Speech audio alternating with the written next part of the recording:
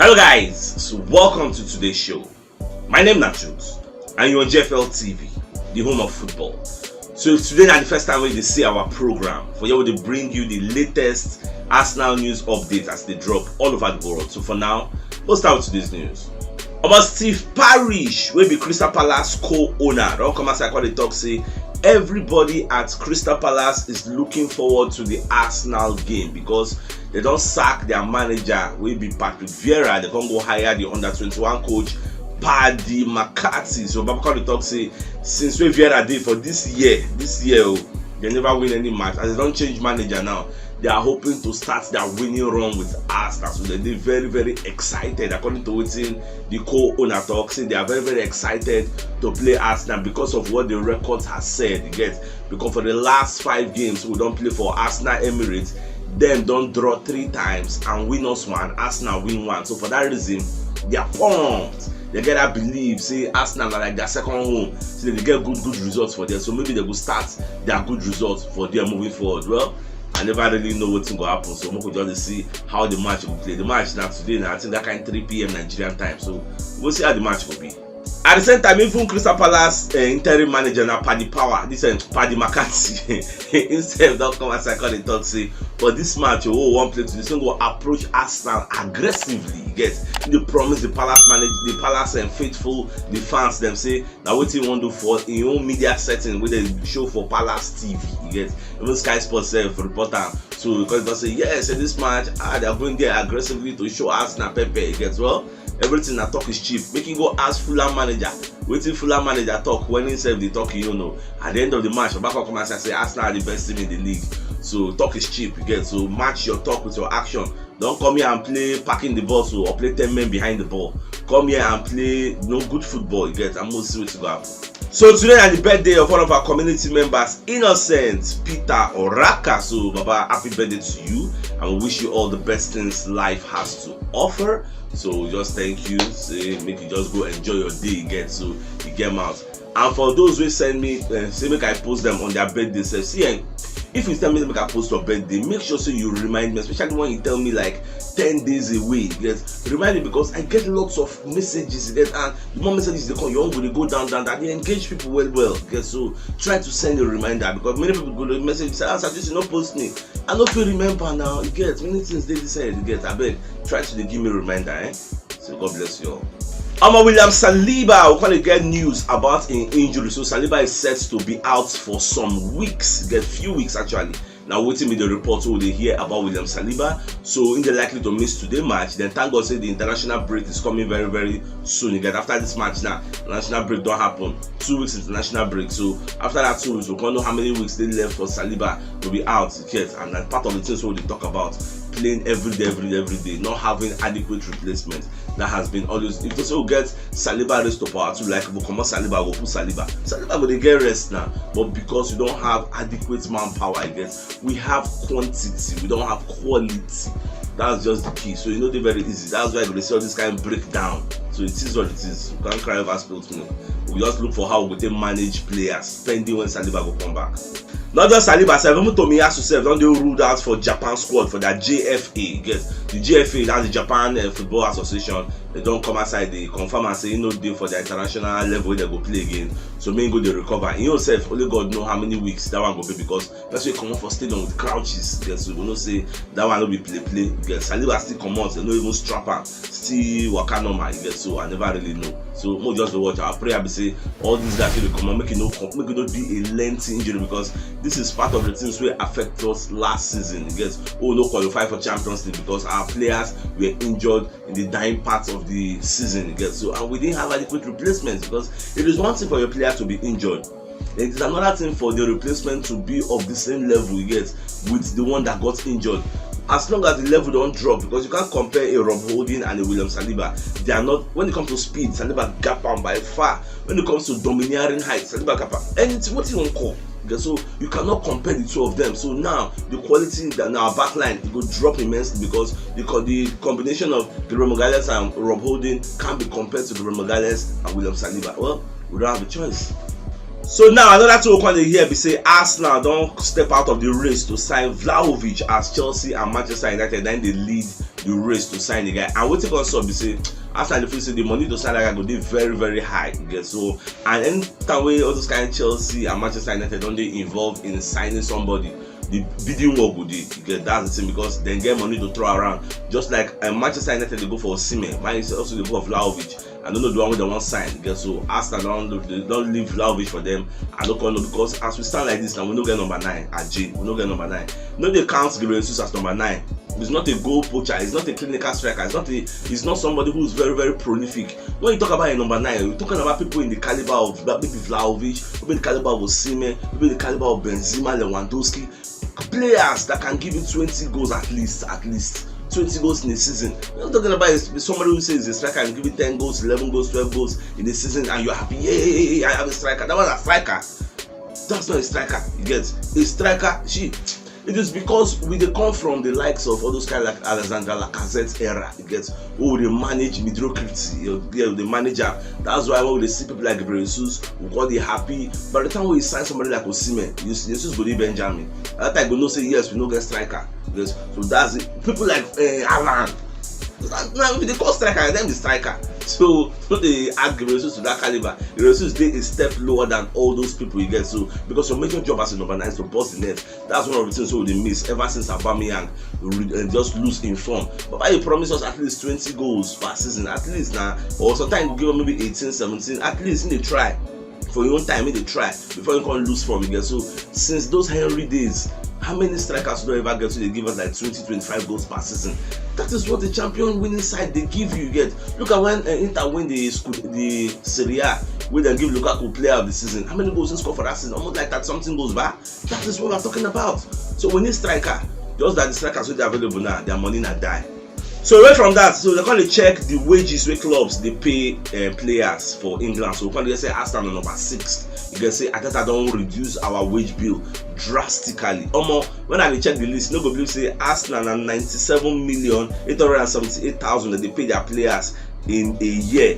The people like Chelsea they pay 212 million, Manchester United they pay 211 million, the Man City they pay 182 million. Even that Man City yourself, I think say you go surpass others until as Babolo and Bina, but surprisingly now Chelsea now they lead the race. Imagine 212 million compared to our own 97. Even Spurs they spend more money per year past us. That means what Ateta don't do for us. Like the guy reduced everything. At least all those extra money was supposed to be used to pay players. We can buy players. That's what they call investment. So news, sweet news we can hear now. We say people like Zinchenko and Trossard, they don't pass them feet to play against Crystal Palace. Now, some people know they are aware say Trossard after the match he will play against Sporting Lisbon, he was seen walking gingerly. He gets say let's say the guy get injury. Then people like Zinchenko, that one self, they see him holding his hamstring. He gets after the match. So now we no get choice. We try to do late fitness tests to put them. Now the question why they ask, we say why are we doing late fitness tests? The question is because we don't have adequate replacement. Assuming say people waiting for the bench, they of similar quality with Trossard and similar quality with Zinchenko. Why would they rush them? That's part of the things I'm telling you about. Number one, they played the match against Sporting Lisbon. How many days ago? No be Thursday, Friday, Saturday, Sunday. How many days be that? Nobody 3 days get because these 3 days. That's what the way me and they look at me get. So now they won't come rush them play now. So assuming now say we can't play these people now, maybe they certify them fit and then play and we can't lose now. Who do you blame?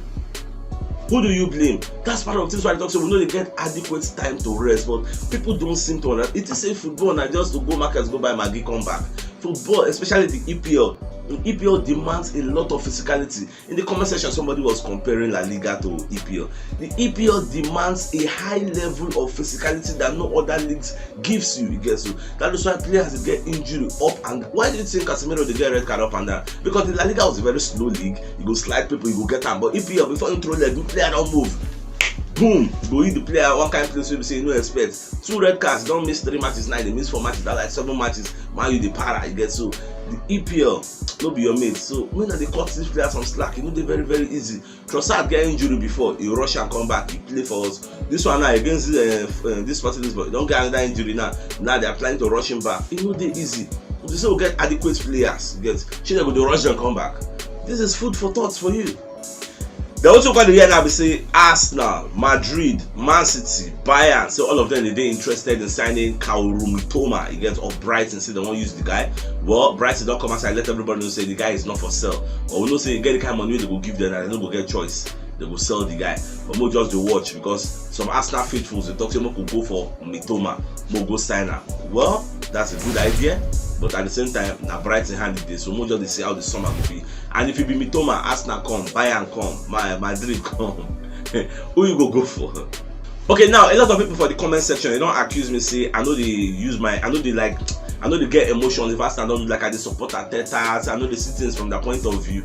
And see, I just want to clarify this thing. No be say I know they see things from their point of view. I just see on a point of view. Like sometimes a lot of you want to scapegoat Arteta. A lot of you want to scapegoat the players. See, the difference between me and you is because I studied mass communication, and while studying it, there are some courses I did that prepared me for this job. Like I did introduction to psychology, I did philosophy and logic. So most times when I bring my arguments, I know they bring them on the basis of emotions. My emotions, they cloud my judgment. They apply logic, which is correct reasoning. You get to any argument. That's why it's easy for me. If we lose, I don't let my emotions cloud my judgment. I'll come there angry. When you're angry, you don't see things clearly. You get that's the difference between me and you. I was trained to do that. That's the difference, guys. That's why when I did make my arguments, if I thought I really do anyhow, I will clear you. You will see me and my pundits now. We'll be internal for the studio here. We'll talk something. We'll say who is the flop of the match. We'll mention a particular player, which is actually true, you get.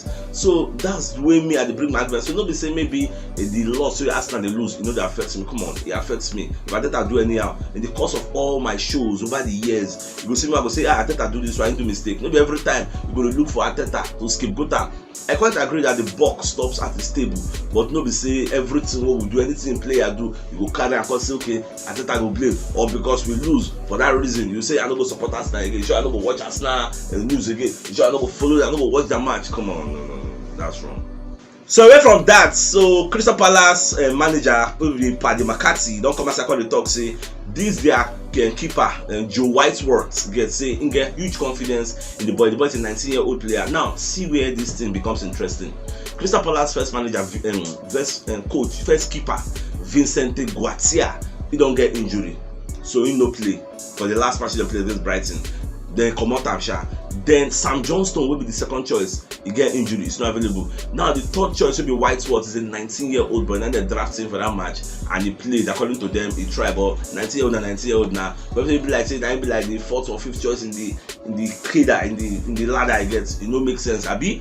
So now this guy is likely to be deployed against us because I don't think Guatia don't recover from a hamstring injury, so he's likely to play against us. The manager they give him votes of confidence, but for me, I will welcome him to come. This is an opportunity for our players to bombard that guy with shots because he go to fear with the vociferous crowd who get for the Emirates, who are our 12th man. They go shout kill him, they go threaten now. They go use banter finish and with that backline in there. So I'm expecting this thing to come in Arsenal's favor. You get Crystal Palace don't have a professional goalkeeper. You get he was a former ball boy. We just entered there, they learn how to keep. Before they don't get choice, they don't draft them in. You get people with they ahead of themselves in the pecking order. They don't send them out on loan until when they get Sam Johnston and Guatia. They don't know say this kind of situation will come in. So we'll just see how everything will play.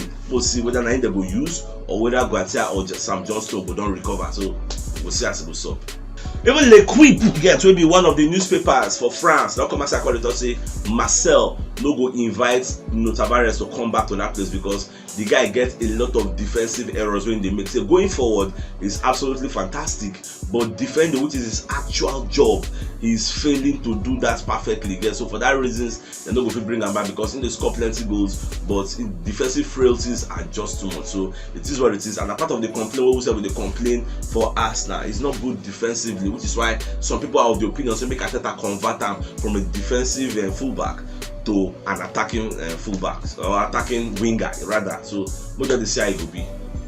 I'm going to enter match of the day, Arsenal versus Crystal Palace. Today, Arsenal go host Crystal Palace for the Emirates. I'm going to run check their head to head.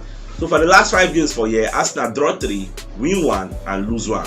On my last season, we draw 2-2 for this place. So now, this match, you get as it will be, because they are like a boogie team. This Crystal Palace, it always disturb us for this Emirates Stadium. So make sure they see how today will be. Make sure say today history is not kept. History should be broken today. The last 5 games, we win, we draw 3, lose 1, they win 1. Today we must beat them, and not just beat them convincingly. That's what I'm expecting, especially when they use that 19-year-old goalkeeper again. So put them to say everything we, but depending on the kind of players we bring in and how fit and how match ready they are. So I'm expecting people like Kylian Mbappe to come in, as Zinchenko should rest. The part of the issue we get, but say they come in and beg. So what just the watch. So if you know what yesterday, you should check the top left corner of your screen. Go see the thumbnail. Click on so that you get all Arsenal updates as they drop all over the world. So CHUKS signing out. Enjoy the rest of your day and get them out.